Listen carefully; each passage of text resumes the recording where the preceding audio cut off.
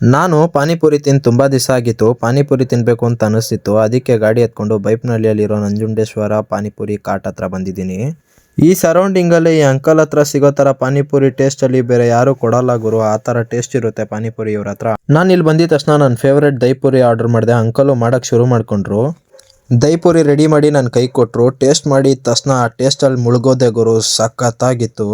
Next ಇವ್ರ ಹತ್ರ ಜಾಸ್ತಿ ಸೇಲ್ ಆಗೋ ಮಸಾಲೆ ಪುರಿ ಟ್ರೈ ಮಾಡಿದೆ. ಅದೂ ಅಷ್ಟೇ ಗುರು, ತಿನ್ನೋಕ್ಕೆ ಅಲ್ಟಿಮೇಟ್ ಟೇಸ್ಟಲ್ಲಿತ್ತು ಮಾತ್ರ. ಸ್ಪೈಸಿಯಾಗಿ ಒಂಥರ ಮಸ್ತಾಗಿತ್ತು. ಆಮೇಲೆ ನನ್ನ ಫ್ರೆಂಡ್ ಇದ್ಕೊಂಡು ಇವ್ರ ಹತ್ರ ಸಿಗೋ ಬೇಲ್ಪುರಿ ಟ್ರೈ ಮಾಡಿ ಮಚ್ಚ, ಅದೂ ಮಸ್ತಾಗಿರುತ್ತೆ ಅಂದ. ಹಂಗಂತ ಹೇಳ್ಬಿಟ್ಟು ನಾನು ಒಂದು ಬೇಲ್ಪುರಿ ಆರ್ಡರ್ ಮಾಡ್ಬಿಟ್ಟು ಟೇಸ್ಟ್ ಮಾಡಿದೆ. ಅದೂ ತಿನ್ನೋಕ್ಕೆ ಚೆನ್ನಾಗೇ ಇತ್ತು.